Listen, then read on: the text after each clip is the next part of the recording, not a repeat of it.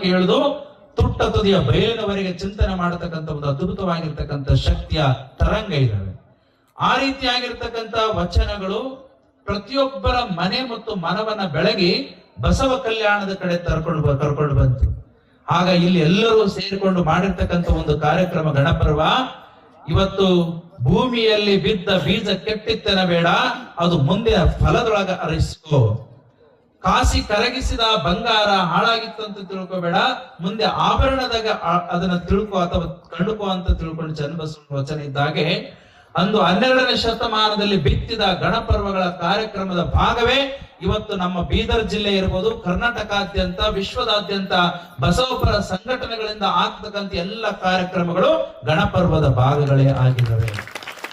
ಒಂದು ದೊಡ್ಡ ವಿಶಾಲ ದೃಷ್ಟಿಕೋನವನ್ನ ಬೆಳೆಸಿಕೊಂಡು ಇಂಥದ್ದೊಂದು ಕಾರ್ಯಕ್ರಮಗಳಲ್ಲಿ ನಾವೆಲ್ಲರನ್ನು ಸಹಿತ ಹೃದಯ ಬಿಚ್ಚಿ ಮನ ಬಿಚ್ಚಿ ಭಾಗಿಯಾಗಿ ಆ ಒಂದು ಅನುಭವವನ್ನು ಪಡೆದುಕೊಳ್ಳಬೇಕಾಗಿದೆ.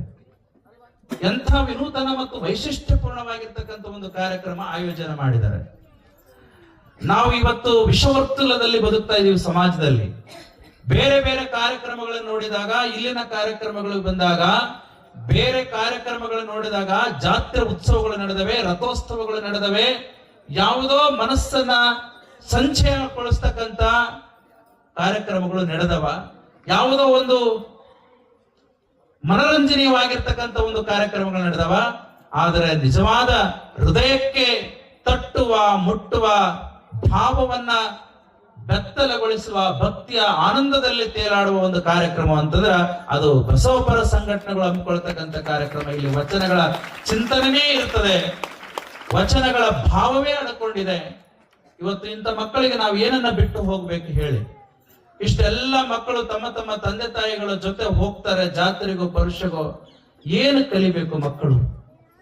ಉತ್ತತ್ತಿ ಒಗೆಯೋದು, ಬಾಳೆಹಣ್ಣು ಒಗೆಯೋದು, ಯಾರೋ ಯಾರಿಗೋ ಒಗಿತಾರೆ. ಏನನ್ನು ಕಲಿಬೇಕು? ಇಂಥ ಮುದ್ದು ಮಕ್ಕಳು ಇವತ್ತು 4 ರೀತಿಯಿಂದ ಬೆಳವಣಿಗೆ ಆಗ್ಬೇಕಾಗಿದೆ. ಒಂದು, ಈ ಮಕ್ಕಳಿಗೆ ಉತ್ತಮ ಸಂಸ್ಕಾರ ಕೊಡಬೇಕಾಗಿದೆ 25% ತಂದೆ ತಾಯಿಗಳು. ತಾಯಿಯ ಗರ್ಭದಲ್ಲಿದ್ದಾಗಲೇ ಹೇಗೆ ಸಂಸ್ಕಾರ ಕೊಡಬೇಕಂತಕ್ಕಂಥ ಸಂಸ್ಕಾರವನ್ನ ಕಲಿಸ್ಕೊಡೋದು ಯಾವುದಾದ್ರೂ ಸಾಹಿತ್ಯ ಇದ್ರೆ ಅದು ವಚನ ಸಾಹಿತ್ಯ ಮಾತ್ರ. ನನಗೆ ಮಾಂಸಪಿಂಡವೆಂದೆನಿಸಿದ ಮಂತ್ರಪಿಂಡವೆಂದೆನಿಸಿ ಅಲ್ಲಿಂದ ಪ್ರಾರಂಭ ಆಗೋದು ಮಕ್ಕಳಿಗೆ ಸಂಸ್ಕಾರ. ಅದನ್ನ ಸರಿಯಾದ ರೀತಿಯಲ್ಲಿ ಕೊಟ್ಟು ಬಿಟ್ರೆ ಯಾವ ಬೂಟಾಟಿಕೆ ಗುರುಗಳ ಹತ್ರ ಬೆನ್ನತ್ತದೆ ಬೇಕಾಗಿಲ್ಲ. ತಾಯಿತ ಕರಿದಾರ ತಂತ್ರ ಮಂತ್ರ ಏನು ಬೇಕಾಗಿಲ್ಲ.